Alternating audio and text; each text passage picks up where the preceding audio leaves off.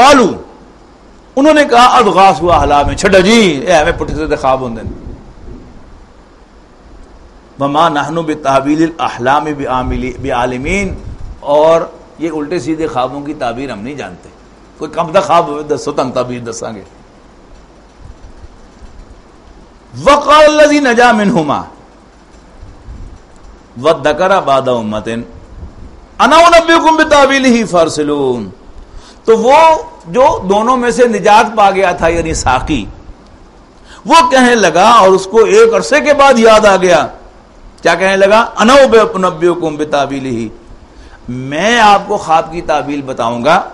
فارسلون لہذا آپ مجھے ایک دفعہ جیل کا چکر لگوا دیں. یہ مطلب کیا تھا کہ میں حضرت یوسف سے پوچھ کے آؤں گا بتا دوں گا. اب اگلا سین آ گیا کہ وہ جیل میں پہنچ گیا. یوسف ایھا الصدیق اب وہ ساتھ مسکا بھی لگا رہا ہے اس لیے کہ وہ بھول گیا تھا کہنا. تو اب صرف یوسف نہیں کہہ رہا بلکہ کیا رہا ہے یوسف ایھا الصدیق اے انتہائی سچے یوسف. افتنا فی سبع بقرات سمان یاکلہن سبع عجاف وسبع سنبلات خضر واخر یابسات. تعبیر بتا مجھے بلکہ ہمیں 7 موٹی گاؤں کی جن کو کھاتی ہیں 7 دبلی گائیں اور 7 خوشے ہیں سبز اور دوسرے 7 ہیں خشک. لعلی ارجع الی الناس تاکہ میں لوگوں کے پاس واپس جاؤں. لعلہم یعلمون اور وہ قدر وہ جان لیں. اب جان لیں کیا ہے قرآن مجید نے اس کو واضح نہیں کیا کہ کیا جان لیں یعنی وہ خوابوں کی تعبیر جان لیں وقت یا تمہارے بارے میں ان کو پتا چل جائے اس لیے کہ اس نے وہ کمپنسیٹ کر رہا ہے نا کہ اب یعنی کہانی یعنی اس میں آپ کہہ سکتے ہیں کہ اس نے کہا کہ اب میں کیا کس طرح ذکر کرتا تمہارا کہ ایک کام کا آدمی ہے. اب موقع آیا ہے میں موقع کی تلاش میں تھا تو اب موقع آیا ہے کہ تمہاری عظمت کا لوگوں کو پتا چل جائے کہ واقعی ایک بڑا ذہین آدمی اور بڑا کام کا آدمی جیل کے اندر ہے اور وہ معصوم ہے. قال تزرعون اب حضرت یوسف علیہ السلام جواب دیتے ہیں تزرعون 7 سنین دابا کہ تم 7 سال تک متواتر کھیتی باڑی کرو گے. فما حصدتم فذروه فی سنبلہ پھر جو بھی تم کاٹو اس کو خوشوں کے اندر ہی رہنے دینا. الا قلیلا مما تاکلون سوائے اس کے جو تم نے کھانا ہو. ثم یاتی من بعد ذلک سبع شداد اس کے بعد 7 سال بڑے سخت آئیں گے. یاکلن ما قدمتم ان 7 سالوں میں کھاؤ گے تم جو کچھ تم نے سنبھال کے رکھا ہوا ہوگا. لہن ان سالوں کے لیے الا قلیلا مما تحسنون سوائے اس کے جو تم احتیاط سے رکھ چھوڑو گے اگلے سال کے لیے. ثم یاتی من بعد ذلک عام پھر اس کے بعد ایک سال آئے گا فیہ یغاث الناس جس میں لوگوں پر خوب می برسے گا. وفیہ یعصرون اور اس میں وہ رس نچوڑیں گے یعنی شراب بنائیں گے. وقال الملک اتونی بہ اب اگلا سین آ گیا کہ یہ واپس آیا اور اس نے بادشاہ کو آ کر تعبیر بتائی. قال الملک بادشاہ کہنے لگا اتونی بہ لے آؤ اس کو میرے پاس. فلما جاءہ الرسول اگلا سین کہ جب بادشاہ کا ایلچی آیا یوسف علیہ السلام کے پاس بلانے کے لیے. قال نے کہا لوٹ جا الی ربک اپنے بادشاہ کے پاس. فاسألہ اور اس سے پوچھ ما بال نسوۃ اللاتی قطعن ایدیہن تو اس سے پوچھ ذرا وہ کیا واقعہ ہے کیا حال ہے ان عورتوں کا جنہوں نے اپنے ہاتھ کاٹے تھے. ان ربی بکیدہن علیم یعنی اسے پتہ نہ ہو لیکن یہاں رب سے مراد اللہ تعالیٰ ہے. میرا رب ان کی مکر سے خوب واقف ہے ان کی چال سے ان کی ہیرا پھیری سے خوب واقف ہے. قالا اب اگلا سین ہے کہ بادشاہ نے سمن کر لیا تمام عورتوں کو انکلوڈنگ عزیز مصر کی بیوی. قالا ما خطبکن اذ راوتن یوسف عن نفسہ بادشاہ نے عورتوں سے پوچھا بھلا اس وقت کیا ہوا تھا جب تم نے یوسف کو اپنی طرف مائل کرنا چاہا تھا. سب عورتوں سے کہا. قلنا حاشا للہ تو انہوں نے کہا سبحان اللہ اللہ کی پناہ. ما علمنا علیہ من سوء ہمارے پاس یوسف کے خلاف کوئی کیس نہیں. We can not blame Yusuf at all. قالت امرأۃ العزیز اب بک پڑی وہ بھی. قالت امرأۃ العزیز عزیز مصر کی بیوی کہنے لگی الآن حصحص الحق اب تو حق ظاہر ہو ہی گیا ہے. یس انا راودتہ عن نفسہ، واقعی میں نے اس سے خواہش کا اظہار کیا تھا. وَإِنَّهُ لَمِنَ الصَّادِقِينَ، اور وہ یقیناً سچا ہے. اب قرآن مجید کا یہ اسلوب ہے کہ قرآن مجید کبھی قالا قالت، ہی سیڈ شی سیڈ یہ کہنے کی ضرورت محسوس نہیں کرتا. یہ قرآن مجید میں آپ کو اور مقامات پہ بھی مل جائے گا. مثلا سورہ قاف میں ہے نا کہ قالا قرینہ وقالا قرینہ، اور ساتھی کہے گا وہ جو یعنی مجرم کو پکڑ کر قیامت کے دن لے کے جائے گا. دو ہوں گے نا، ایک ہانکنے والا اور ایک ساتھ ریکارڈ رکھنے والا. تو وہ کہے گا کہ ھذا ما لدی عتید، یہ دیکھیے اس کا ریکارڈ، یہ اس کی حرکتیں ہیں. اس کے بعد قرآن مجید نے یہ نہیں کہا کہ اللہ فرمائے گا قال اللہ یا صرف قالا. یہ عزیز مصر کی بیوی کا نہیں ہے. انفارچونیٹلی عرب کے ایک تفسیر کے اندر جو ہے اس کو عزیز مصر کی بیوی کا قول بنا کر ساری جو اس کی ہدایت تھی اس کا ستیہ ناش کر دیا ہے.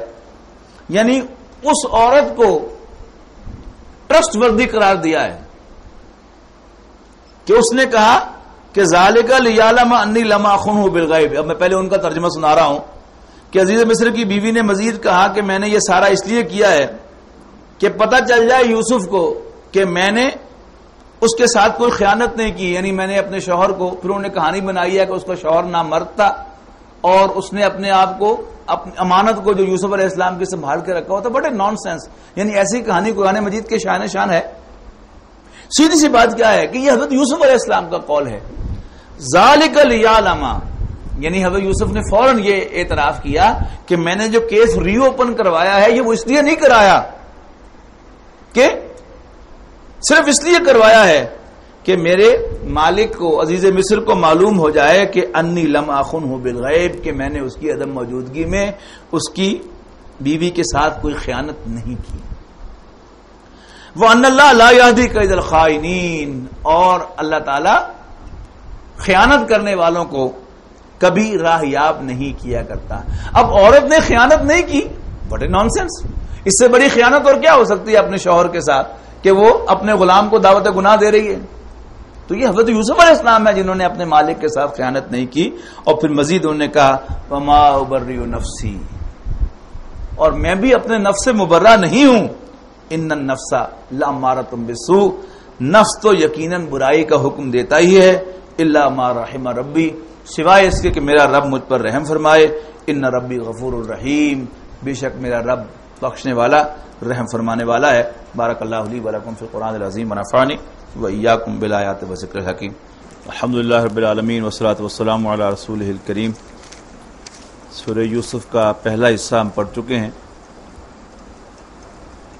اور حضرت یوسف علیہ السلام کا قید سے نکل آنا یہاں تک ہم پہنچ چکے ہیں، اور اس سے آگے انشاءاللہ آج ہم مطالعہ شروع کریں گے 13ویں پارے کی دوسری آیت سے. اعوذ باللہ من الشیطان الرجیم، بسم اللہ الرحمن الرحیم. وقال الملک ائتونی بہ استخلصہ لنفسی فلما کلمہ قال انک اليوم لدینا مکین امین. اور بادشاہ نے حکم دیا کہ اسے میرے پاس لے آؤ، میں اسے اپنا مصاحب خاص بناؤں گا،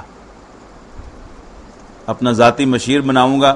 فلما کلمہ، تو جب اس نے گفتگو کی حضرت یوسف سے، قال انک الیوم لدینا مکین امین، آج سے آپ ہمارے ہاں صاحب منزلت اور انتہائی قابل اعتماد شخص ہوں گے. یعنی سارا جو معاملہ ڈسکس ہو رہا تھا کہ بادشاہ نے بلایا اور اس خواب کی تعبیر کے حوالے سے پھر پوچھا کہ کیا کیا جائے، پھر کوئی ہے اسکیم بھی تمہارے پاس؟ تو حضرت یوسف علیہ السلام نے اس سے فرمایا کہ اگر تم مجھے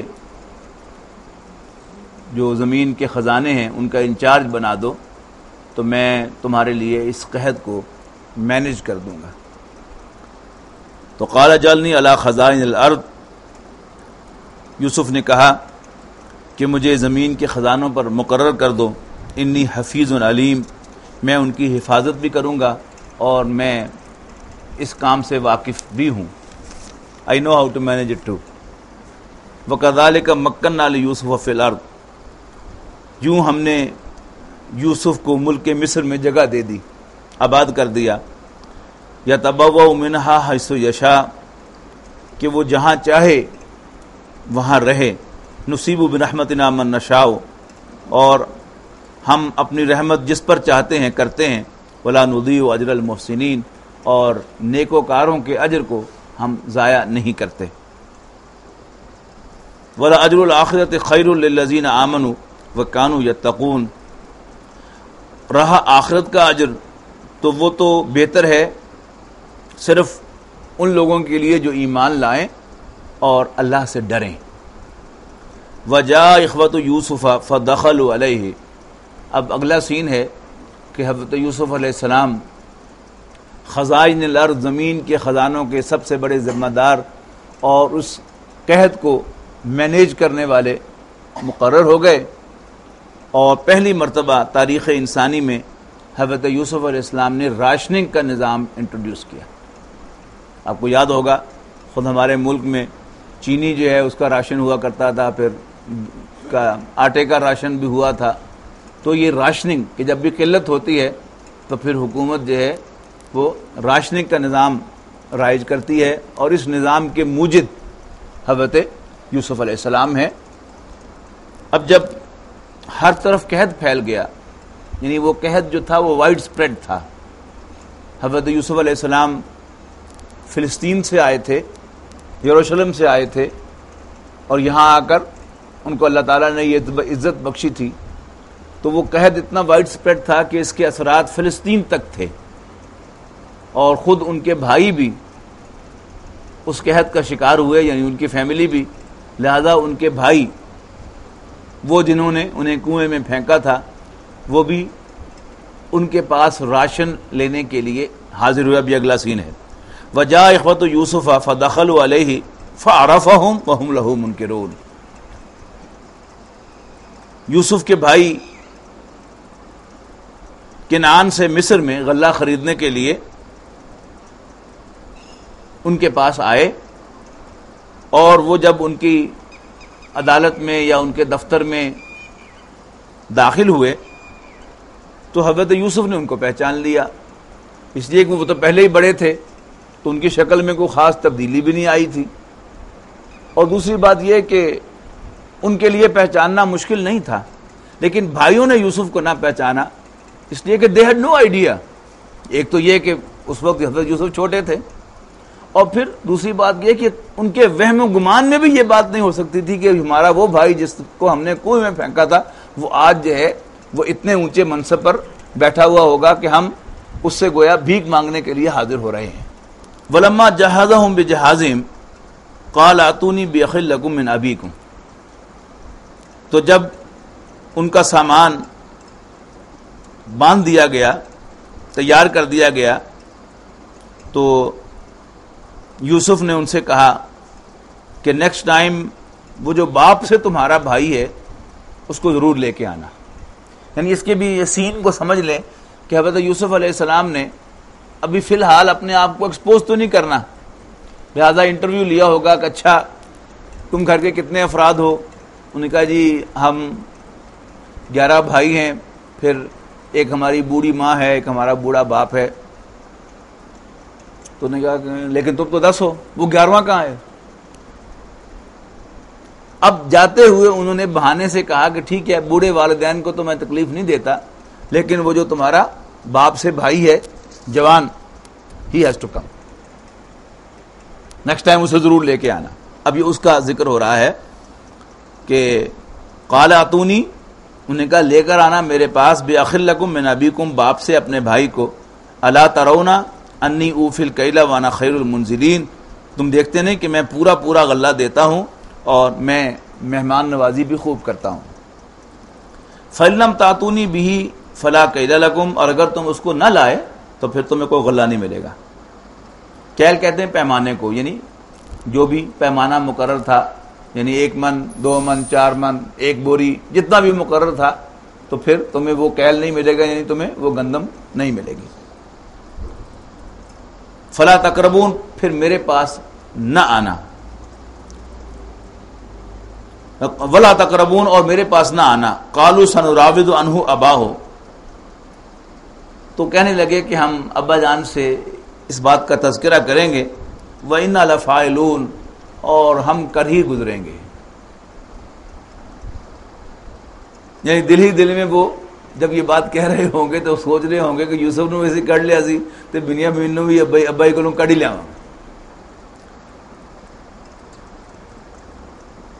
وقال لفتيانه جعلوا بضاعتهم في رحالهم لعلهم يعرفونها اذا انقلبوا الى اهلهم لعلهم يرجعون. اب حضرت یوسف نے اپنے ملازمین کو ہدایت کی کہ جاتے ہوئے گندم کی جو قیمت ہے وہ ان کے غلے کے اندر ہی واپس رکھ دو، تاکہ جب یہ واپس پہنچیں تو پہچانیں کہ میں ان کے ساتھ بڑا اچھا سلوک کر رہا ہوں. یعرفونہا، تو اس کو پہچان لیں، یعنی میرے سلوک کو، اور وہ پھر واپس آئیں. فلما رجعوا الی ابیہم، پھر جب وہ اپنے والد صاحب کے پاس گئے، قالوا یا ابانا، یعنی داخل ہوتے ہی انہوں نے معلوم ہوتا ہے کہ ابا جان منع منا الکیل، ہم سے گندم کا پیمانہ ڈینائی کر دیا گیا ہمیں آئندہ کے لیے. فارسل معنا اخانا، لہذا آپ ہمارے بھائی کو ہمارے ساتھ بھیجیے. نقتل، تاکہ ہم پھر غلہ لائیں، یعنی پھر پیمانہ لے کے آئیں. وَإِنَّا لَهُ لَحَافِظُونَ، رہی یہ بات کہ اس کی حفاظت، تو وی ریئشور یو وَإِنَّا لَهُ لَحَافِظُونَ، ہم لازماً اس کی حفاظت کریں گے، ادھی تسی فکر نہ کرو. اب فوراً حضرت یعقوب علیہ السلام نے وہی کہا جو انہیں کہنا چاہیے تھا. قال هل آمنکم علیہ کما امنتکم علی اخیہ من قبل. حمزہ مین نون کا مادہ، یہ دو مفاہیم اپنے اندر لیا ہوا ہے، ایک امن کا مفہوم اور ایک امانت کا مفہوم. یہاں پر جو یہ امن کا مادہ آ رہا ہے یہ ٹرسٹ کے مفہوم میں ہے. قال هل آمنکم علیہ، کیا میں تم پر ٹرسٹ کروں اس کے سلسلے میں، کما امنتکم علیہ علی اخیہ من قبل، جیسے میں نے تم پر ٹرسٹ کیا تھا اس کے بھائی یوسف کے سلسلے میں. فاللہ خیر حافظا، اچھا اللہ ہی بہترین حفاظت کرنے والا ہے. وہ ارحم الراحمین، اور وہ بہترین رحم فرمانے والا ہے. ولما فتحوا متاعهم، میں نے کہا نا کہ داخل ہوتے ہی یہ بات تو انہوں نے کہہ دی ابا جان سے، یعنی گراؤنڈ پریپیئر کرنی شروع کر دی. اور جب انہوں نے اپنا سامان کھولا، وجدوا بضاعتهم ردت الیہم، تو جو گندم کی قیمت تھی وہ انہیں لوٹائی ہوئی پائی. قالوا یا ابانا ما نبغی، ابا جان اور ہمیں کیا چاہیے. حاذی بداعتنا ردت الینا، یہ رہی ہماری پونجی جو ہمیں لوٹا دی گئی ہے. وَنُمِيرُ أَهْلَنَا،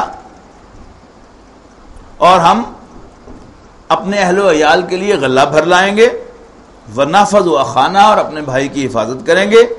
وَنَزْدَادُ كَيْلَ بَعِيرٍ، اور ہم اونٹ بھر غلہ زائد لائیں گے. ذَلِكَ كَيْلٌ يَسِيرٌ، یہ تو بڑا آسان میسر ہے، یعنی یہ غلہ لانا تو بس تھوڑی سی ہمت کر کے ہم فائدہ بہت زیادہ حاصل کر سکتے ہیں. یعنی اب یوں اگر آپ اپنے چشمے تصور سے دیکھیں کہ جیسے اب ابا جان کے گرد انہوں نے گھیرا ڈالا ہوا ہے، یعنی کوئی جو ہے وہ ان کو گیت سنا رہا ہے، کوئی جو ہے وہ ان کے سامنے جو ہے جیسے ناچ رہا ہوتا ہے کہ ابا جان ہم ایسا کریں گے ایسا کریں گے. نہیں، چشمے تصور سے آپ دیکھیں یہ سارے الفاظ جو اکٹھے آ رہے ہیں اور وہ ایک ہی وزن پر الفاظ آ رہے ہیں، یہ الفاظ منہ سے بول رہے ہیں، کیا وہ ابا جان کے اوپر جو ہے پورا پریشر ڈال رہے ہیں. ایک جملہ کوئی کہتا ہے، دوسرا کچھ کہتا ہے، تیسرا کچھ کہتا ہے، تاکہ کسی طرح حضرت یعقوب علیہ السلام کنونس ہو جائیں اور بنیامین کو، چھوٹے بھائی کو ساتھ بھیج دیں. قال لن ارسلہ معکم حتی توتونا موثقا من اللہ، حضرت یعقوب نے فرمایا جب تک خدا کا عہد نہ کر دو، نہ دو مجھے تم، یعنی اللہ تعالیٰ کو بیچ میں ڈال کر تم مجھ سے عہد نہ کرو مضبوطی کے ساتھ، کہ لتاتننی بہ، کہ تم اس کو لازماً میرے پاس واپس لاؤ گے، الا ان یحاط بکم، سوائے اس کے کہ تم گھر جاؤ کسی جگہ پر، تو اس پر تو تمہارا اختیار نہیں ہے۔ فلما آتوہ موثقہم، پھر جب انہوں نے ان سے عہد کرا لیا، قال اللہ علی ما نقول وکیل، تو حضرت یعقوب نے کہا تو جو کچھ ہم کہہ رہے ہیں اس پر اللہ نگہبان ہے۔ وقال یا بنی لا تدخلوا من باب واحد وادخلوا من ابواب متفرقہ، حضرت یعقوب نے ہدایت کی کہ بیٹا ایک ہی دروازے سے داخل نہ ہونا، یعنی تم 11 بھائی اکٹھے ایک ہی دروازے سے داخل نہ ہونا، وادخلوا من ابواب متفرقہ، بلکہ مختلف دروازوں سے داخل ہونا، وما اغنی عنکم من اللہ من شیء، اور میں اللہ کے مقابلے میں اس کی تقدیر کو تم سے نہیں روک سکتا، ان الحکم الا للہ، یعنی وہ جو امکان تھا نظر کا وہ مینشن تو کیا اس شرط کے ساتھ کہ اللہ تعالیٰ کا لکھا ہوا تو نہیں ٹالا جا سکتا، باقی نظر سے جو ہے یہ سب کنٹرول ہو سکتی ہیں، لیکن اللہ تعالیٰ کا لکھا ہوا وہ نہیں ٹالا جا سکتا۔ ان الحکم الا اللہ، کہ حکم تو اللہ ہی کا چلتا ہے، علیہ توکلت، میں اسی پر بھروسہ کرتا ہوں، وعلیہ فلیتوکل المتوکلون، اور بھروسہ کرنے والوں کو اللہ ہی پر بھروسہ کرنا چاہیے۔ ولما دخلوا من حیث امرهم ابوہم، پھر جب وہ داخل ہوئے as per instruction of their father, ما کان یغنی عنہم من اللہ من شیء الا حاجۃ فی نفس یعقوب قضاها، یعنی یہ مختلف دروازوں سے داخل ہونا وہ صرف والد صاحب کی خواہش کو پورا کرنا تھا، ورنہ اللہ تعالیٰ کے حکم کو کوئی بھی ٹال نہیں سکتا۔ وَإِنَّهُ لَذُو عِلْمٍ لِمَا عَلَّمْنَاهُ وَلَٰكِنَّ أَكْثَرَ النَّاسِ لَا يَعْلَمُونَ، اور یقیناً حضرت یعقوب صاحب علم تھے، جو کچھ ہم نے انہیں علم سکھایا تھا اس کے، لیکن اکثر لوگ نہیں جانتے۔ یعنی بڑی یہ بین سی بات جو ہے وہاں پر کہی ہے کہ ایک طرف ہمارے دین میں منع کیا گیا ہے شگون لینے سے، اسی کے تحت ایک ضمنی طور پر چیز آتی ہے نظر، تو حضرت یعقوب علیہ السلام نے اس کا حوالہ بھی دیا اور ساتھ اس پر اللہ تعالیٰ کے اذن کی شرط بھی لگا دی۔ یعنی یہ جو باریک بات ہے یہ اللہ تعالیٰ نے حضرت یعقوب کو سجھائی تھی اور اسی کے مطابق انہوں نے بات کہی تھی، لیکن اکثر لوگ یہ نہیں جانتے، یا تو وہ ان سب چیزوں کا انکار کر دیتے ہیں اور یا وہ ان چیزوں کے اندر گھر جاتے ہیں، یعنی اس کا کوئی کنسیڈریشن بھی ہو لیکن ساتھ یہ بھی ہو کہ ہوگا وہی جو اللہ چاہے گا، یہ ہے اصل میں وہ جو کرنے کا کام ہے۔ وَلَمَّا دَخَلُوا عَلَى يُوسُفَ آوَى إِلَيْهِ، اور جب وہ اب دوسری بار حضرت یوسف کے آفس میں داخل ہوئے تو حضرت یوسف نے اپنے حقیقی بھائی کو اپنے پاس جگہ دی، یعنی بڑے حساب سے انہیں بلایا ہوگا، اچھا یہ ہے وہ تمہارا بھائی تمہارے باپ سے، اچھا آؤ پھر کیا نام ہے تمہارا، یعنی بہانے سے اس کو بلا کر پاس بٹھا لیا اور کان میں اس کے بتا دیا کہ گھبرانا نہ، میں تمہارا بھائی یوسف ہی ہوں، اب ہن ساڑی واری آ گئی اور دیکھیے پھر ہوندا کی، یعنی اس کو کان میں کہہ دیا بہانے سے اس کو پاس بلا کر۔ قال انی انا اخوک، اور کہا کہ میں ہی تمہارا بھائی ہوں، فلا تبتئس، بس پریشان نہ ہونا، بما کانوا یعملون، اس پر کہ جو کچھ یہ تمہارے ساتھ کرتے رہے ہیں۔ فلما جہزہم بجہازہم، پھر جب ان کا سامان تیار کر دیا گیا، جعل السقایۃ فی رحل اخیہ، حضرت یوسف نے اپنے بھائی کے تھیلے میں، اس کے بورے میں وہ بادشاہ کا میت جو تھا وہ رکھوا دیا۔ ثم اذن مؤذن ایتھا العیر، اور پھر ایک پکارنے والے نے پکارا، اے قافلے والو، انکم لسارقون، تم چور ہو۔ قالو، اب ظاہر ہے حضرت یعقوب کے بیٹے تھے، حضرت اسحاق کے پوتے تھے، حضرت ابراہیم کے پڑپوتے تھے، اور یوں انہیں کوئی چور کہے تو گرمی تو آتی نا پھر. اب یوں ان کو جو گرمی آئی اس کا اظہار ہے. قالوا اقبلوا علیہم ماذا تفقدون، اور وہ ان کی طرف متوجہ ہو کر کہنے لگے کیا چیز چوری ہوئی ہے تمہاری؟ قالوا نفقد صواع الملک، تو کرندے کہنے لگے کہ بادشاہ کا پیمانہ کھو گیا ہے، اور ساتھ ہی یہ کہا وَلِمَنْ جَاءَ بِهِ حِمْلُ بَعِيرٍ وَأَنَا بِهِ زَعِيمٌ، اور جو شخص اس کو لے کر آئے گا اسے ایک اونٹ بھر غلہ انعام دیا جائے گا، اور حضرت یوسف کی طرف سے کہلوایا گیا کہ میں اس کا ضامن ہوں. قالوا تاللہ لقد علمتم ما جئنا لنفسد فی الارض وما كنا سارقین.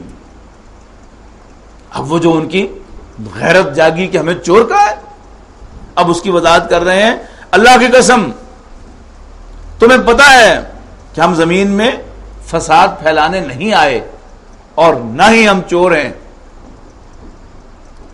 قالوا فما جزاؤہ ان کنتم کاذبین،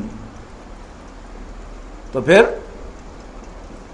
کارندوں نے کہا کہ اگر تم جھوٹے نکلے تو پھر سزا کیا ہے اس کی؟